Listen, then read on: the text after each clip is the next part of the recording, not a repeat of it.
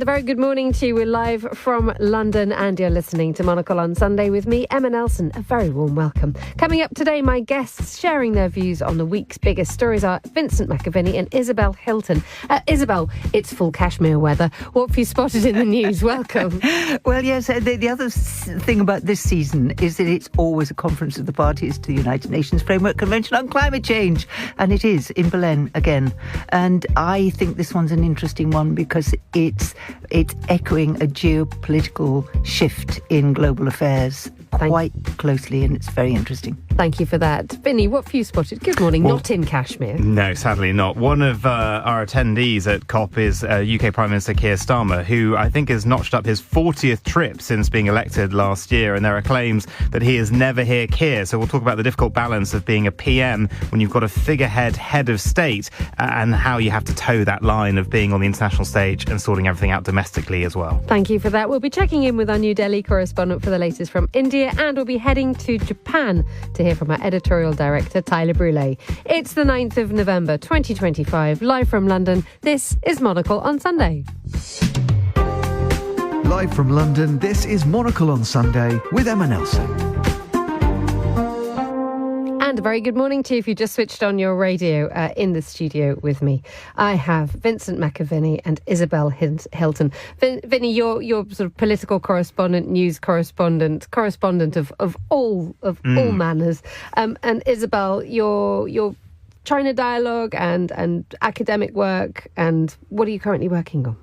I've just written a piece for Yale for the website on the geopolitics of COP 30 in Berlin, the climate conference, which we will come to this week, in a little while. How have our weeks been, Vinny? I know you're cramming for an. Am I allowed to say you're cramming for an exam? Yes, yeah. He's doing a law exam. I've been here all week at Monocle in the mornings, but then my afternoons have been spent around a table with flashcards, trying to memorise case names and statutes. I actually did law, but a long time ago, and I'm sort of picking back up to do more court reporting, but I haven't done an exam in 16 years. Do you know they do exams on computers now, guys? It's not even handwritten. It's all computers.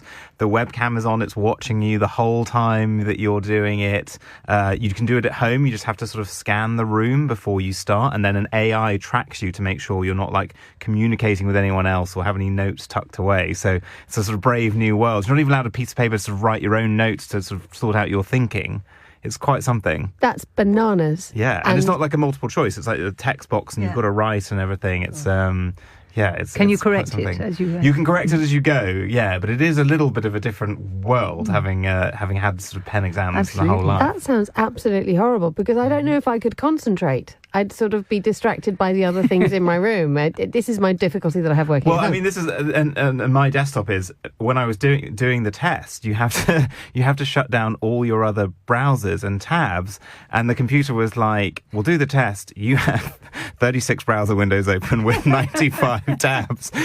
Click to shut them down. We'll bring them back up." And I was like, "Okay, sure." Did it? Did not bring them back up. No, I'm like, of course not. That's all the things I was working on in one go gone. That's the journalist mind. Did you have 36 browsers and 95 tabs open when you're writing your thing for Yale? I usually do, yes. And I have tried various ways of keeping track of this great flow of information and tagging things and indexing things that you need to go back to. And none's perfect. And then they proliferate. So you have 6 different kind of ways of storing and retrieving information. And so I thought I was really ahead of the curve because I'd found lots of Christmas presents and had them in a tab opened. Now I was like, back to square one. Family McAviney, you're not getting any gifts. He's doing a law exam. Let's go somewhere a little more peaceful than Vinny's laptop. We're going to go to Japan to join our editorial director, Tyler Brûlé. Good afternoon. I should say good evening, Tyler. How are you? Good morning. Ohayou gozaimasu, Emma. Hello, Vincent. Hello, Isabel. You are not in Tokyo. We thought you were going to be in Tokyo, but you have escaped the crowds. Just tell us where you are.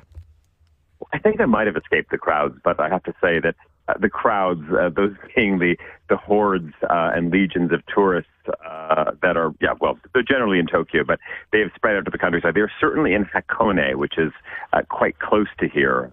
I'm at the very lovely Gora-Kadan, which you're going to be seeing more of in the pages of the magazine, because our Fiona Wilson was here, our bureau chief in Tokyo, a few weeks ago. She said, you must come down for a visit. So here I am. And our listeners might be familiar with the original Gora-Kadan, wonderful ryokan in Hakone, and they have opened up a new branch about 45 minutes away, just at the base of Mount Fuji. And right, so how is your this wonderful place? Ladies and gentlemen, he sent me a picture. It's gorgeous. And normally you're zipping about somewhere quite exciting. We caught you in Bangkok last week when you were wandering around. But today you are surrounded by stillness. What does that feel like? Yes, you got a bit of a preview. You did get more than one photo, I must say, but you got about 5 to 7 photographs. This is, of course, a classic Japanese ryokan, of course, reinterpreted for this century. I think the Gorokadan has become I would say, a bit of a global brand because they've taken the best, and then they did this very, very early on before it seemed the rest of the world discovered Japan, and they've slightly modernized it. It's sort of a little bit ryokan light. So, if of course, I'm sure many of our listeners, of course, have been to a ryokan in the Japanese countryside. I'm sure many have probably been to one probably in the 70s or 80s or 90s, or even the early 2000s when you could go and no one would speak English, and there'd be a big pink telephone in reception that only took coins. And I'm sure you can still probably find a few of those in Japan as well. But it was a very special experience, and you really had to know, of course, what pool to go into at what time, and of course your Japanese would have to be very good at, of course, reading signage. But the Gorokadan did it; they made that a little bit easier. They would put men and women before you go into the baths, because of course oftentimes at ryokans they swap over the public baths at a certain hour. Oftentimes it's 2 or 3 o'clock in the morning. So they I don't want to say they did westernize it. They did make it easier for the international traveler. Now they've done a second one, and it is a very, very fine experience, I must say. What can other areas of hospitality learn from Gorokadan? Because we've talked extensively, and you've written extensively about that homogenization of tourism. But the fact remains is that the Japanese ryokan experience has to be Japanese. But there are things that we could take away, aren't they, that we could implement in other areas of hospitality?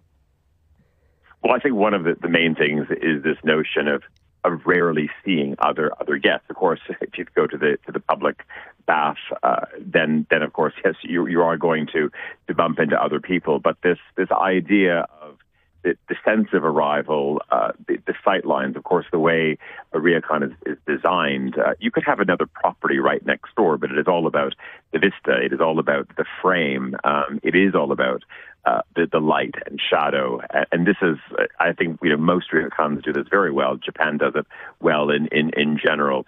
Is lighting, and so where is your eye drawn, and this is, I think, one of the incredible things, because you're oftentimes, if you're up in Hakone, not far from here, I don't want to say you're sort of stacked upon other ryokans, other country inns, but they're pretty close. Of course, the other wonderful thing is landscaping, and I think this is a very new property. But of course, when you look around, they haven't sort of put in toddler trees. There's proper plantings, and you have, of course, trees and vegetation which has been nurtured for, you could probably say, for decades. And so there is this sense of place and a sense of maturity as well. And I think oftentimes, so many properties in the West, they're so value engineered. Let's put in sort of the cheapest planting. It doesn't matter. Guests will still come in 30 years, and hopefully by that time, there's a little bit of vegetation that might hide air conditioning units as much as make for a warmer welcome. And we talk an awful lot about Japanese and Japan and over tourism, and Tokyo in particular having a real headache with this. That if you are in Tokyo and you are Japanese and you are having to, in many ways, change your life in order to accommodate this influx of lots and lots of people. You're near Mount Fuji, and that is currently being framed as a destination which is a problem. I mean, what's your take on this where you are? Well, so far I've not seen any other guests. I'm traveling with a couple of friends and colleagues, and actually we sort of decided this is going to be, it's a 20th anniversary evening, because Japan was a very, very and continues to be an important part of the Monocle story. But in many ways, the of course, the magazine is only 18 years old. It's coming up to 19 years old. But the business story started 20 years ago, part of it in Japan when we were looking to raise finance for the magazine. And it started with a football player and then his manager and then his manager's another client that they had. And the next thing we knew, we'd raised £500,000 in Japan. But we actually realized that when we were in the car on the way down here in a lovely Toyota Alphard, that it was actually roughly 20 years ago, maybe, this week, but it was certainly the month of November, that the whole Monocle story really got underway, that there was financing moving into place, and we were getting to a position where we could get this up and running. How did that feel at the time? And take us to the moment when you said, okay, well, this is, we've got the finance up and running. What was that moment when you thought, we're going? Well, it was a strange phone call from our bank in Zurich, who said that you, of course, normally when a large sum of money comes into your account, you should probably alert the bank that it's inbound, especially if it's maybe not from a familiar client. And in this case, and this is the beauty of Japan, we had a heads of terms. There was, of course, bank details were available, but there was no contract. There was a very, very late night out in Ginza at the wonderful Murasaki bar, and maybe 3 days later, there was a transfer of money into our account, and the contracts came later. And I think to this day, this is one of the remarkable things about this nation, this level of trust. And I would also say that sense of just where the Japanese, want to be there first. Sometimes, Japan can be frustratingly slow. But when it comes to jumping on a bandwagon, when it comes to, of course, embracing something new, this seemed, the Monocle idea seemed incredibly fresh. And this particular investor, he was in the retail business, wanted to be part of it. And that's still a story which plays out to this day. You talk about trust, and in your column this week, you also talk about fellowship, the idea of having the people around you who inspire you. Where do we see that nowadays, or where are we going to see that in the next 5 years? Does that still happen? Does that still exist? Well, this was part of a conversation, and it's not a new conversation, certainly, and I would love to hear what Vincent and Isabel have to say about this as well. But we were in Singapore at the start of the week, Emma, and we were doing a master class, which is really a sort of a special concept that we've developed with Chanel, where we do a closed door session where wherever we sort of touch down, in this case, we probably had 500 or 600 students invited into the wonderful Capitol Theatre in Singapore. And these students are there to listen to stories of creativity and to, of course, understand about savoir-faire and made in France and many things. And we had Tilda Swinton was on stage, one of the ambassadors of Chanel. Pardon me, and she was. We just sort of landed on a conversation about the creative process, and she's very passionate about the idea that why do we, when we talked about the process is not about the individual. The process is about the team. It's about camaraderie, as you said. It's about, and as she said, it's about fellowship, and how did we lose that? And I sort of referenced something on stage, which is oftentimes when we've been interviewing, new journalists coming into our orbit, or maybe not coming into our orbit sometimes as well. They talk about, journalism, professors, instructors today say it's about creating your own brand. And once upon a time, yes, you had to build up a byline, but this is about building up your own brand. And whether that is, on TikTok, whether that is on YouTube, whether that is, your own Substack, whatever it is all about you. It's not about your sub-editor. It's not about the person who commissioned you. It's not about maybe the photographer you worked with. It's about you. And and I think very much the conversation was, is that why we venture out to be journalists, to be actors, to be architects? Is it about sort of the singular nature of us, the individual, or is it about the team that erects the building, that makes the documentary, that completes the magazine. Vinny, let's bring you in on this one. That idea that, yes, everybody still believes that they are an individual, but the massive thing that we actually forget is that we are only as good, or we only are sort of effectively defined by a relationship with others. And when you're out on the road being a journalist, we all know only too well that if you are a broadcast journalist, unless you're self-operating and you've got a camera or whatever, and it's a nightmare because your head is too increasingly the picture for full. Yeah. But you do have to get really close up to complete strangers. You have to spend days and days and days in vans with camera crews and satellite operators, and that camaraderie has to generate really fast, doesn't it? Yeah, out in the elements as well. If you're sort of a jobbing reporter, often I sort of have a joke with my partner that I spend as much time outside as farmers do, because actually, you spend, exactly, you're sort of out and exposed and in sort of car parks editing things away. It is all about the team, and it's careful team management, because the thing about being a journalist, if you're in broadcasting as well, is that you have hard deadlines that you must hit, and you must very quickly assess what can be done in the time realistically, and factor in that, often you're working with strangers sometimes, hired cameramen. If you're traveling abroad, that can be hired technicians as well in terms of your live spot and whatever you're doing. And you have to build trust really quickly, and also make sure that you're all speaking the same language and grammar. There are certain words. Here in the UK, we use the term vox pop. In America, they use the term streeter for, interviewing someone on the street. So you've got to make sure, even with your industry, that you're all talking about the same thing. It should be banned in any language.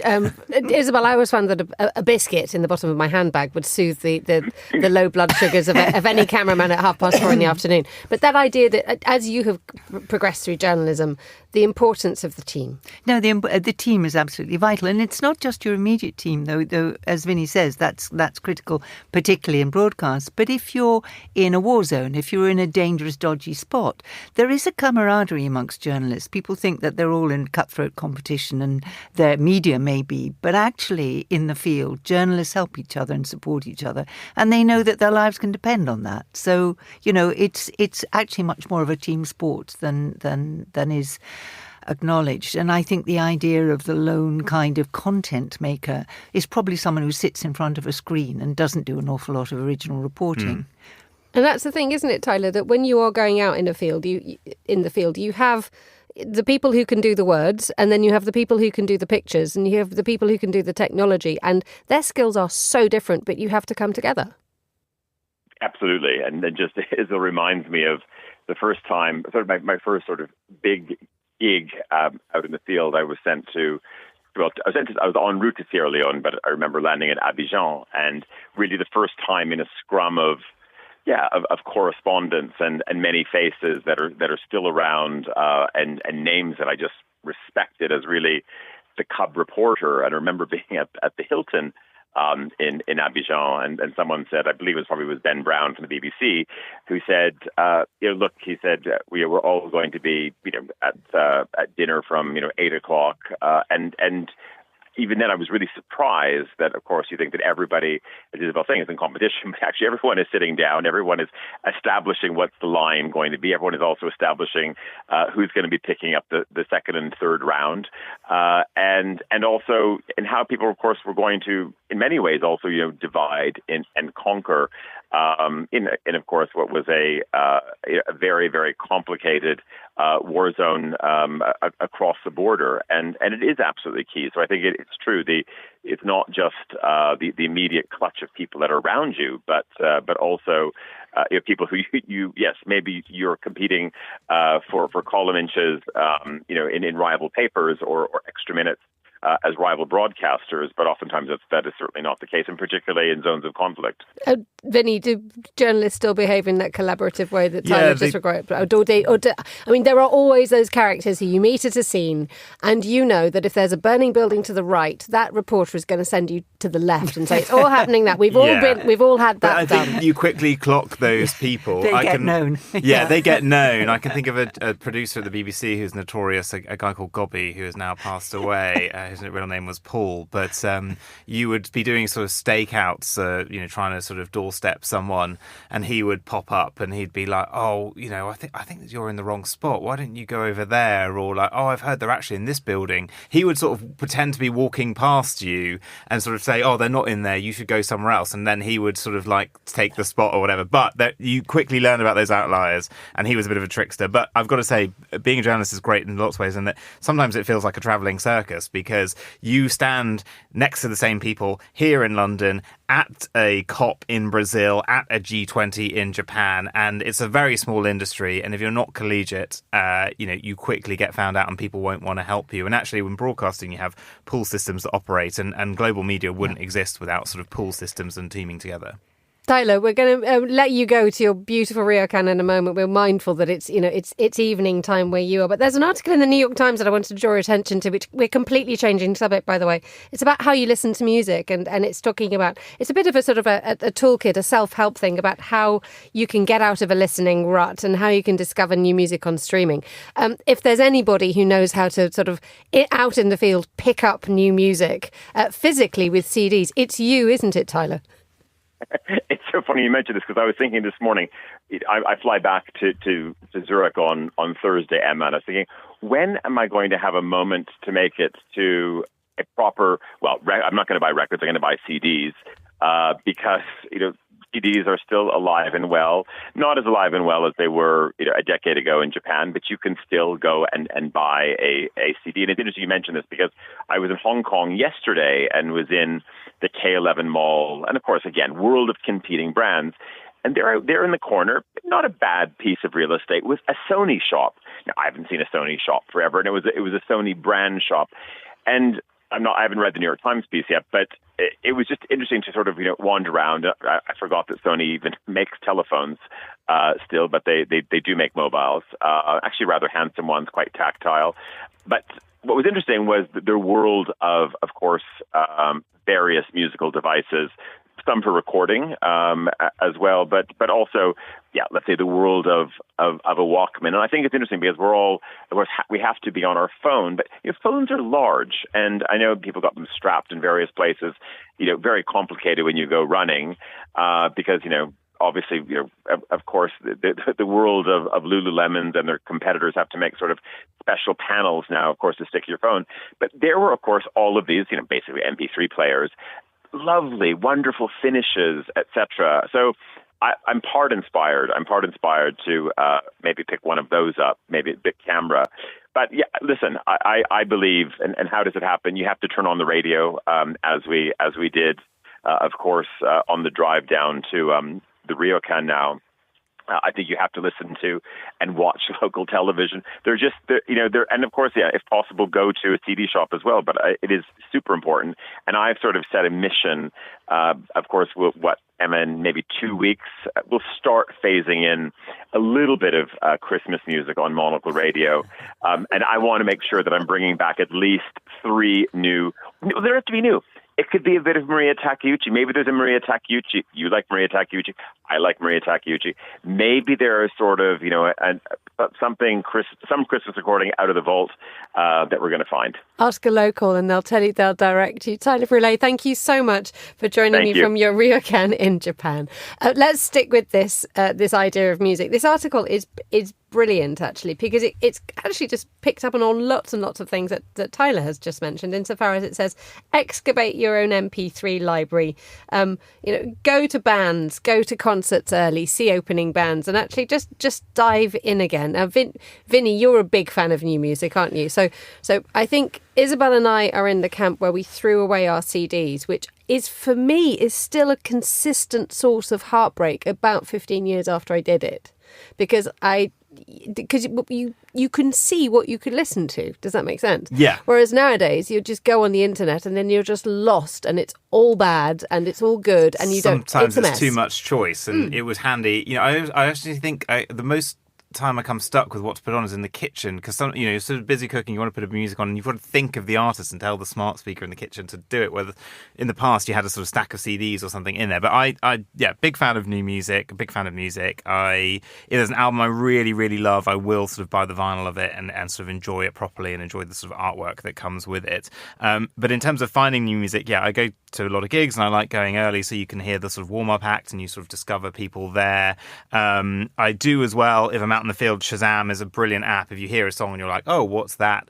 You let it access the microphone on your phone. It hears it and it tells you what the music is, and then gives you options to sort of download it and things like that. So discovering new music, I think, is tricky for some people. If you're sort of not listening to radio all the time, there are obviously at the end of the year lots of good lists coming up of the best albums of the year, things that you've missed, and it's worth. I sort of go through those every year, and if there's albums that I've not heard of or sort of not listened to yet, I will over the Christmas time, sort of New Year time, dive back in and try and have a listen to those. I got in a real rut with music for a long time. I stopped listening to new music for about 2 or 3 years. I kind of stopped listening to music. It was horrible. And then I suddenly gave myself a massive kick in the pants and said, no, come on, this is important. And so I know that Will Hodgkinson of this parish, he's a Times rock and pop critic, and he does a brilliant thing that he does the best albums of per year, but he does it as we go along. And so by the time we've got to November now, we have a whole list of wonderful things. And I remember a couple of days ago, I thought, right, I'm going to do Will's list. And what you would do is you would sort of listen and follow along. I know the New York Times does that listen and follow along as well. Isabel, is this a completely alien world that we're talking about? It's not completely alien. It's stirring some memories, I have to say, because like you, I don't listen to that much new music. But your question did remind me that there is a particular brand of speaker. I suppose this is not the BBC. I can say it's Sonos, and Sonos allows you to. It has a kind of radio element to it, and it allows you to pick your genre. And I will do that when I'm working from time to time. The other way I listen to music is that I swim throughout the winter outside, and I indulged myself in some Shocks headphones, which and they are totally brilliant. And because you're in the water, you're not listening to radio, so you have to load all your music onto these tiny little headphones, and it plays rather randomly as I plough through this rather chilly water. So it's become associated with certain activities. Otherwise, I tend to be more of a words person, listening to lots and lots of podcasts. And now we've had this conversation, I'd better go back and retrieve my music. Off we go. I'm absolutely stunned by the fact that anyone swims in cold water. That's a different world for me. But the idea that you actually have to listen to music when you're swimming. You don't have to, but but I like the headphones so much that I thought, oh well, I'll try it. And actually I rather love it. Isabel makes a very good point that you have to download it and you have to do this and you have to do that and you have to get the internet and you have to do the thing. And I remember that the day that the idea of wireless headphones came into the world and everyone started putting earbuds in, I literally stopped listening to music when I went out because I lose things. and now that and I accepted very early on in my life that I'm the person who loses things. So I now have to have a plug-in set of earphones, which I have lost. But that idea that you have to make an effort to do something now. You can't just pick a thing up and put it on. Yeah, that's true. I mean, I was never someone who I was really good about never losing stuff in the past 2 years. I have repeatedly lost stuff, but thankfully not AirPods. But here we go. But like you, I got into the Shocks, the sort of bone conducting headphones, because I did the London Marathon this year, and I'm about to start training again for next year's. And they're fantastic. If anyone's running and you're curious about them, I think running in headphones which sort of noise cancel is really dangerous. Yeah. The Shocks ones though, you hear normally, but the music is sort of playing. It feels like in the background like a radio, and that was actually that sort of compiling. I think it's compiling a playlist that would work for running and marathon was really good, because I realised I started looking at my times and I was like, oh, I'm slow when I'm listening to podcasts and I'm fast when I'm listening to music. And having music on, I think, is really important to set your own mood and your own pace with something like that. And something I actually do quite a lot now is I will just type in on whichever app you're on, and I'm a bit of an Apple Music fan, I will just type in like a phrase or a mood or a day or something, and just see. Do you let AI choose it for you? And just see what it comes up with. So if it's like kitchen cooking, it will then just like give me some songs about like preparing a meal or like going out for dinner or something like that. Or if it's like Sunday morning, it will then come up with a bunch of like what it thinks are kind of cool Sunday morning songs or relaxing. So I have slightly sort of been, it's a way of finding new tracks sometimes. You've been cooked. Something happened to me. I know you listen to a lot of classical music. This is your thing. So trying to find new music is it might be a bit of a challenge in certain areas. But I remember I once had to run a half marathon, and I had set a playlist that was going to get me over the line, blah, blah, blah. And then I've pressed the wrong button. And I got Bach's Well-Tempered Clavier. And I cannot tell you how loudly I swore, because I thought, I can't stop this thing. I'm now stuck on I've now got to run 13 miles to Bach's Well-Tempered Clavier, which was never a plan. It was the most beautiful thing that I've ever listened to in my life, because it had that, it was just sublime. It has the sort of same effect of, being in a ryokan in Japan. It takes you to somewhere so serene that if anybody, and I know a friend of mine had a baby to it, if anybody is getting stuck with their playlist, a bit of Bach will sort it out. Never fails. But your sad tale of losing things makes me think I should give you an umbrella for Christmas. How are you with umbrellas? That will last until approximately the 28th of December. Sorry, everybody, if you've ever given me an umbrella. There's quite a few of you. Let's head to India now, to New Delhi, to speak to our correspondent there, Lyndee Prickitt. Good afternoon, Lyndee. Good afternoon. How are you doing? Have you lost anything? I'm now considering my playlist. What's on the Lyndee Prickitt? What's on the New Delhi playlist? Oh, well, okay. A lot of Bhangra. A lot of it's wedding season, so it's all drums and bass here. Brilliant. But sometimes a little Bach will change the tempo. That's for sure. Absolutely. How does Bach sound in India?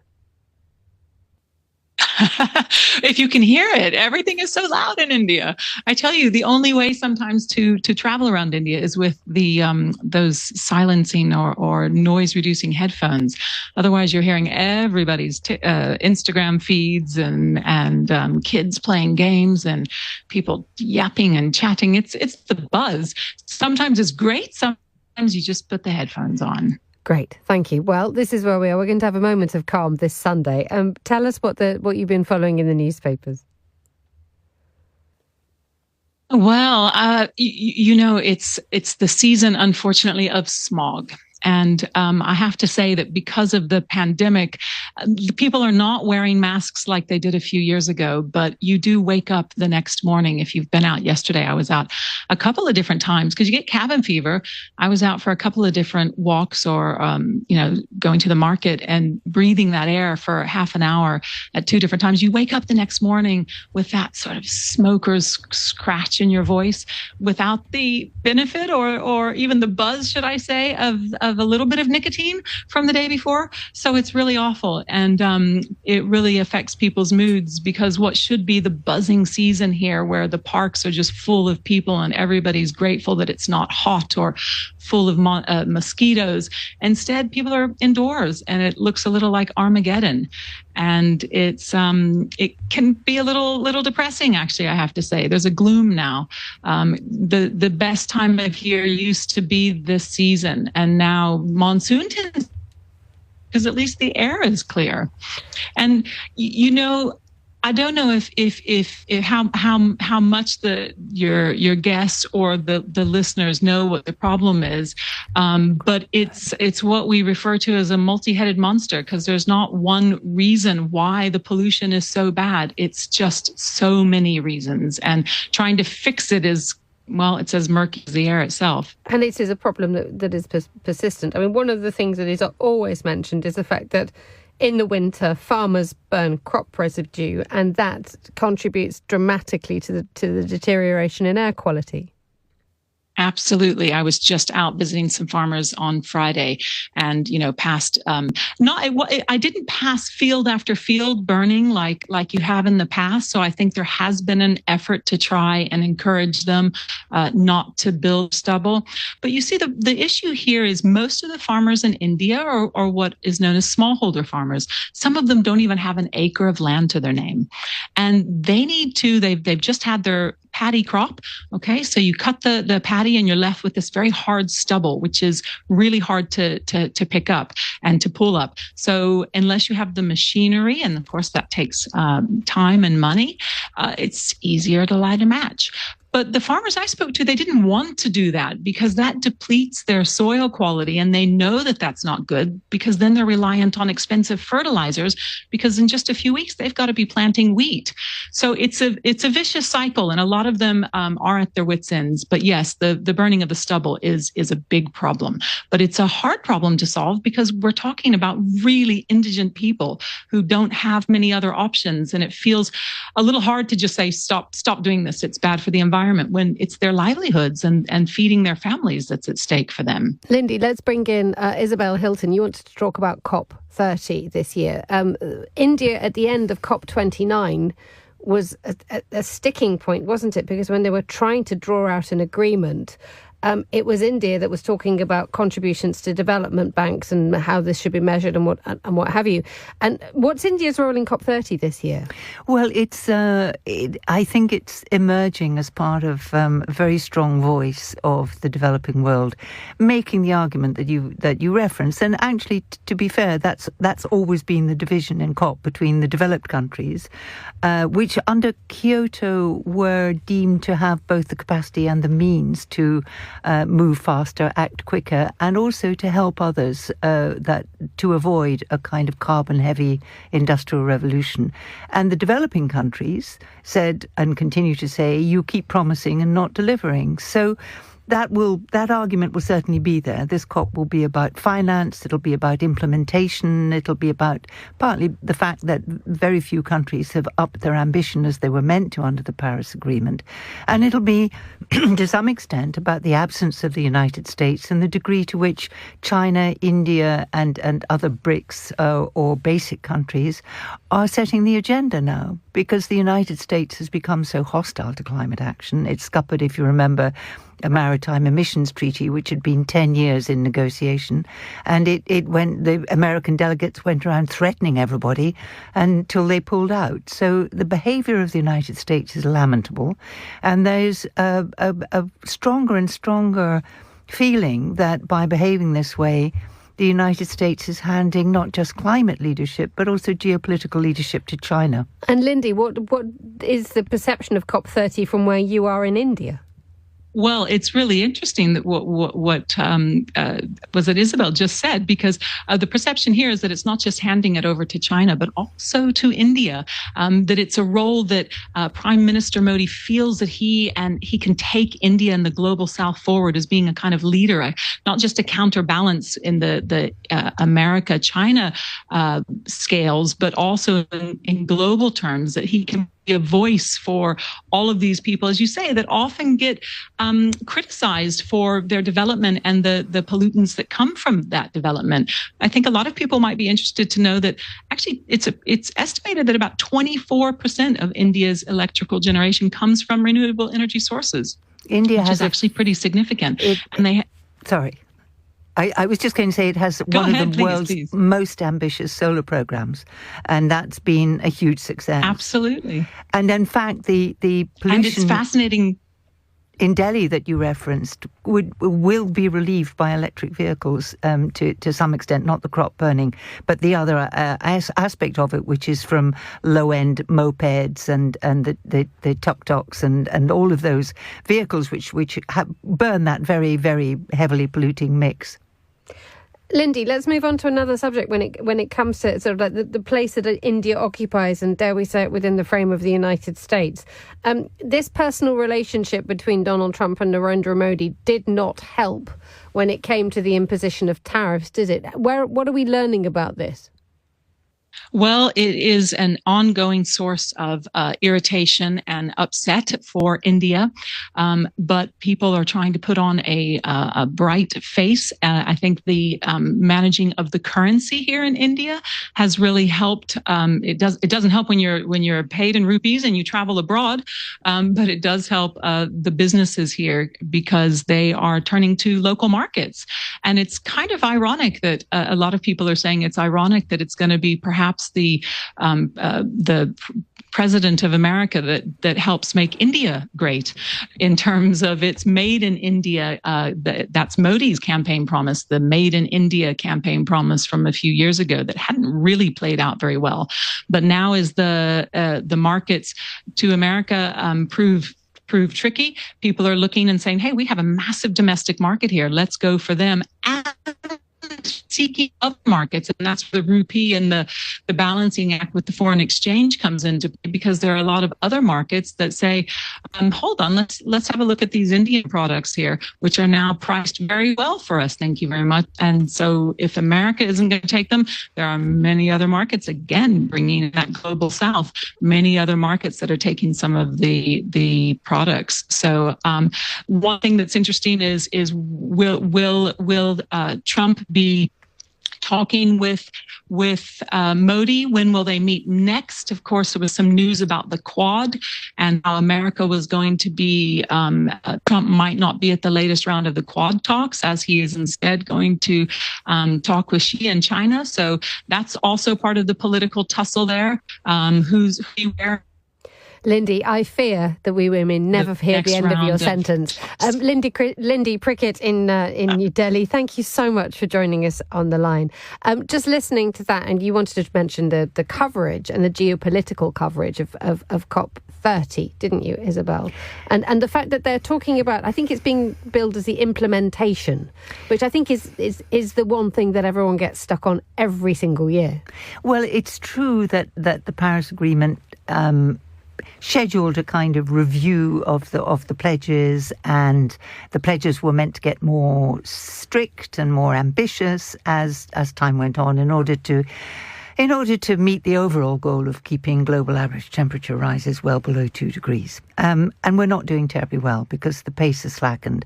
Only the United States has left the Paris Agreement, but other countries, including the European Union, actually, the countries of the European Union have not been able, embarrassingly, to come up with a much more ambitious pledge of the kind that would make them Paris compliant. So that implementation is indeed the big argument. There's nothing new to negotiate, essentially, in Belém. But getting countries back on track with their ambition is going to be a very tough ask. The other thing that's good, but the perennial argument is about money and where it goes. And you wanted to talk about, Vinny, the role that the United Kingdom is playing at the moment, not just on the stage and the voice that it can have in Brazil, but in actual fact, when we have domestic politics very, very noisy here in the United Kingdom at the moment, as ever, when your Prime Minister is off trying to save the world's climate problems in Brazil, people start to have that issue about, well, where is the boss? Yeah, that's right. The UK is sort of in an interesting position when it comes to the climate, because we were the first country to sign up to sort of net zero by 2050. That was sort of an act done by Theresa May on her way out the door as a sort of piece of legacy, basically. And now the Conservatives in opposition have absolutely sort of abandoned it. It's become something that Nigel Farage has capitalised on, claiming it's the thing that's sort of damaging the UK economy, and we're sort of being too strict on ourselves compared to others. But, you know, Labour has this mission to turn the UK into what they're calling a green energy superpower, using tidal, wind, solar, a combination, because we were particularly hit after Ukraine by the prices of the international gas markets. But it's we've known that big leaders, Xi Jinping, President Trump, have not travelled to Brazil for this COP, but Prime Minister Keir Starmer did go. It is his 40th foreign trip since the election, and there's an interesting piece in the Sunday Times about some members of his cabinet are sort of starting to worry that he is never here Keir, that he is having to spend a lot of time overseas, and he's not keeping an eye on the domestic. It's why he lost a key vote in Parliament on welfare earlier this year, and why things seem unsteady and frustration at home. But this is kind of he is at COP with President Macron is there, who was obviously he is a head of state who then has a prime minister to deal with the domestic stuff, and he kind of flits between the two. But it's normal for him to be at these kind of big international things. The problem that the British system kind of has is that Prince William is there in place for King Charles, who obviously big long time supporter of kind of climate action. William has sort of brought his Earthshot Prize there to try and draw some focus from sort of other parts of the press that wouldn't wouldn't normally cover COP, and that has happened. But it's really tricky because there's only so much he can do, and only so much a sort of figurehead head of state can do versus a prime minister for Keir Starmer actually negotiating on stuff like this, that he has to spend a lot of time out of the country. And it's sort of a tricky split as to how you do that under the system here in the UK. It's so tricky, isn't it, Isabel, given the fact that because of the global nature of the way our lives are operated now, that many of the domestic problems that we experience are directly connected to geopolitics. They certainly are. And one of the many things that's taken Keir Starmer away from these shores since he became Prime Minister is the crisis in Ukraine. The fact that, we are now back in an age of big power politics, big men politics, where you can't rely on the systems that we've had for 50 years anymore, so that a lot of big decisions have to be taken in the room. How much are we going to raise our military spending? How much aid are we going to give to Ukraine? These are very, very directly relevant to, the nation's future and its position in the world. And they are prime ministerial and head of state level decisions.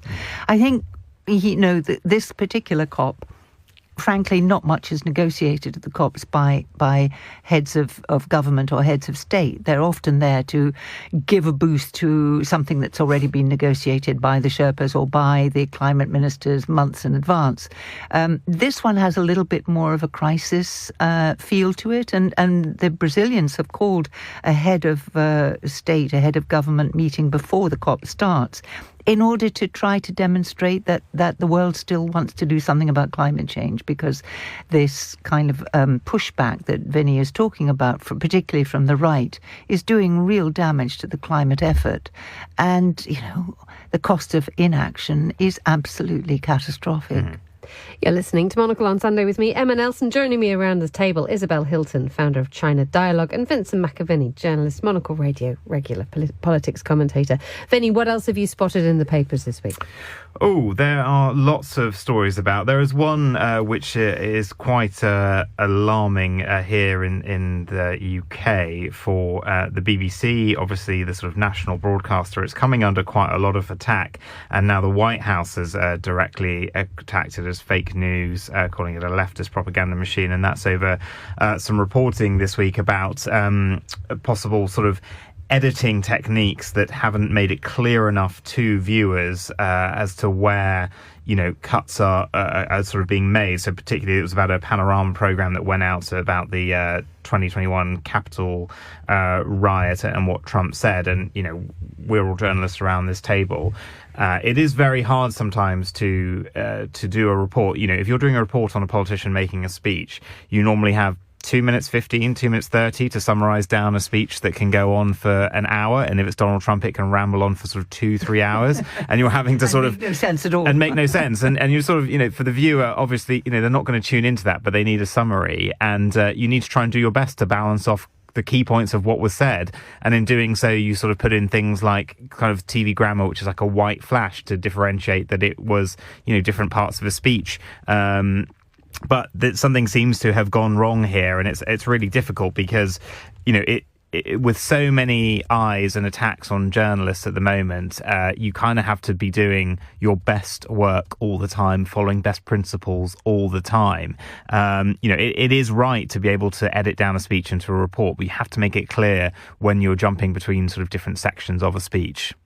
It's a tricky one, and it is that terrible thing that if you are a major global broadcaster, then the tiniest mistake, although it's a significant one, probably not done deliberately, but that commitment never to change the sense of what is being said is something that the BBC does works very hard to adhere to.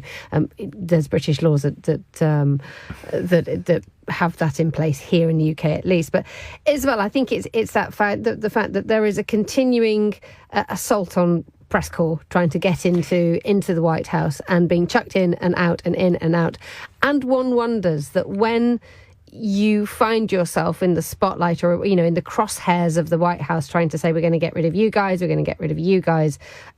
how much the BBC will buckle at this, or how much it will do, what the likes of Reuters and New York Times did, which was like, we're sticking around. We're going to do everything we can to stay in the room. Yeah, I think it's very tough for responsible media right now. And actually, though no doubt it could have been a better edit, I would also take the attack on the BBC a little bit more seriously if it hadn't come from an organisation that has attacked the BBC for years and whose proprietor has directly competing commercial interests. And, it is an axiom on the right in this country that public broadcasting needs to be destroyed to make way for kind of the British equivalent of Fox News. So, it's a bit rich coming from those quarters, to be honest.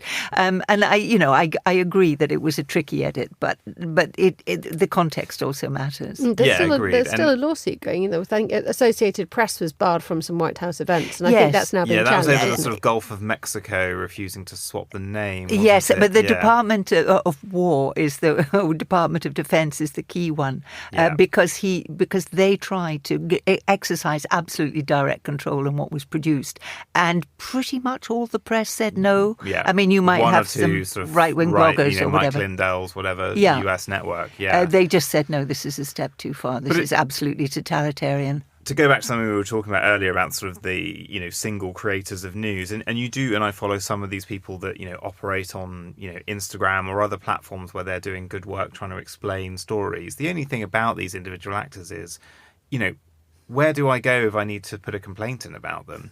Where can I find their editorial standards? Where can I see, a list of the organisations that they have met with or anyone that is funding them? I mean, that is the thing, we'd like to tear down, or there's a populist movement among some to hit these big broadcasters or big organisations like Reuters.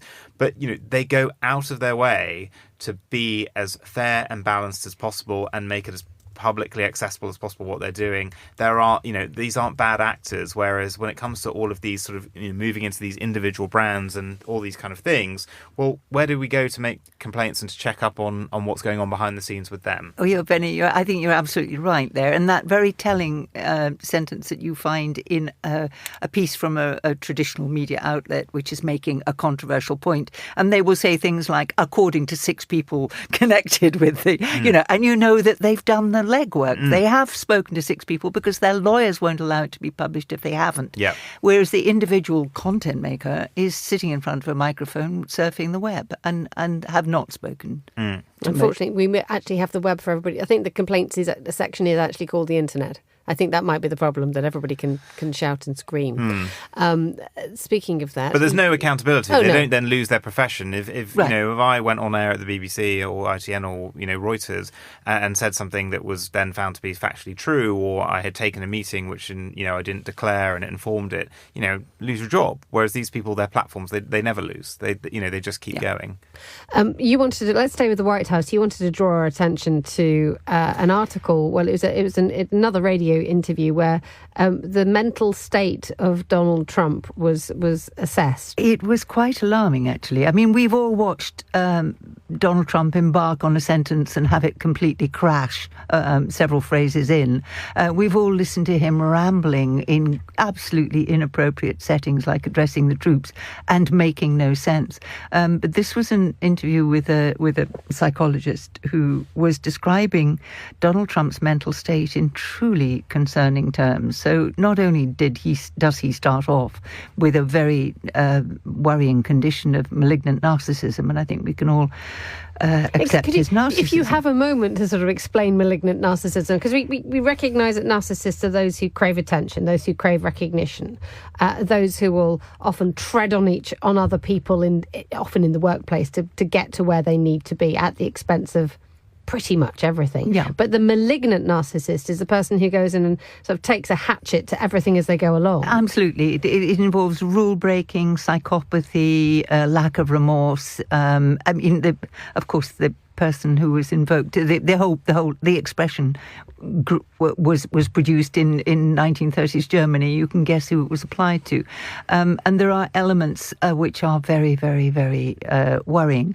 But now, in addition, this professional was cataloguing the examples that he would, in any other patient, describe as advancing cognitive decline. So, Alzheimer's or dementia, whatever it is. And there are quite a lot of occasions when Trump has clearly lost it and has to be retrieved, is wandering in the wrong direction, has to be brought back by staff, is making no sense, has forgotten the names of people he works with every day. And this is a man with the nuclear codes. And it doesn't seem to make any difference. No, I mean, there was one, I'm going to show you an image. I don't know if you saw this. This is helpful on the radio, Vinny. So this was an image that's gone quite viral. There was someone collapsed in the Oval Office, and there was a number of people trying to sort of help and looking concerned. Trump is just looking straight forward, completely without a care, it seems. And, people described it as being a bit like a Renaissance painting.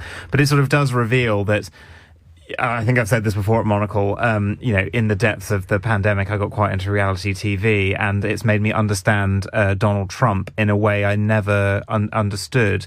And Donald Trump, is the ultimate reality TV star, and anything that takes focus away from him, he just hates. So he's not interested in this person that's, collapsed or ill. It has to be all on him all the time. And that is obviously a characteristic of someone who's, deeply narcissistic. But I think we are seeing a deterioration. I think if you look at sort of footage of him 10 years ago when he came down that escalator versus now, he has aged a lot, and the job obviously ages you.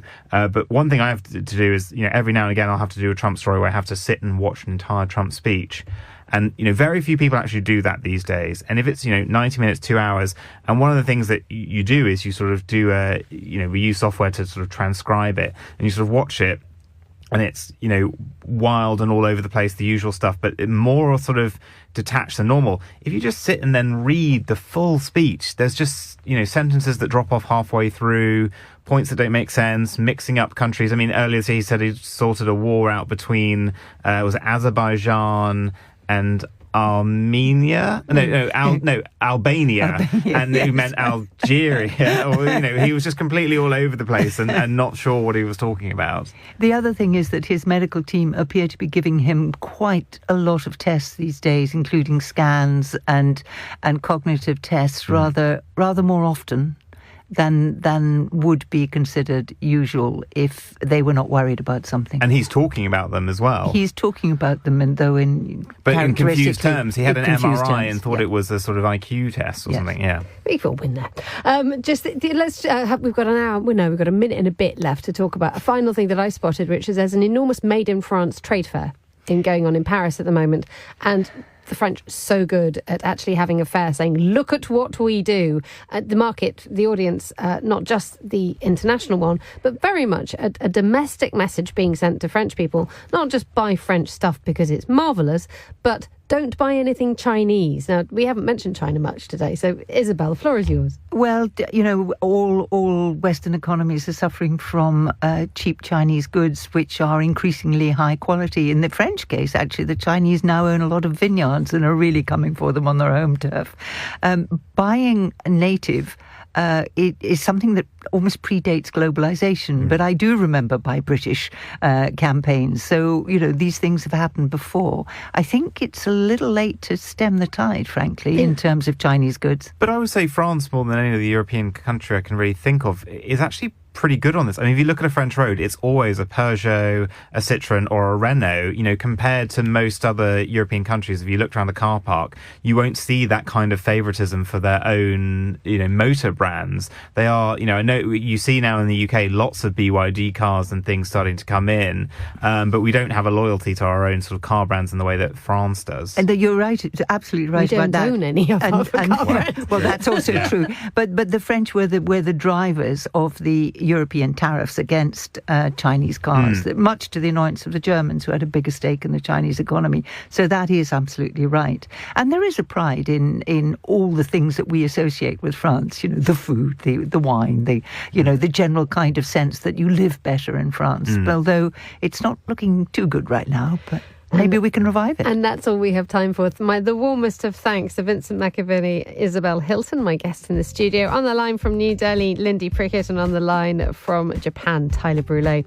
Thanks to our producers too, Desiree Bandley and Mariella Bevan, and our studio engineer, Mariella, did that as well. I'm Emma Nelson. Monocle on Sundays, back at the same time next week. But until then, goodbye. Thank you very much for listening and have a great weekend.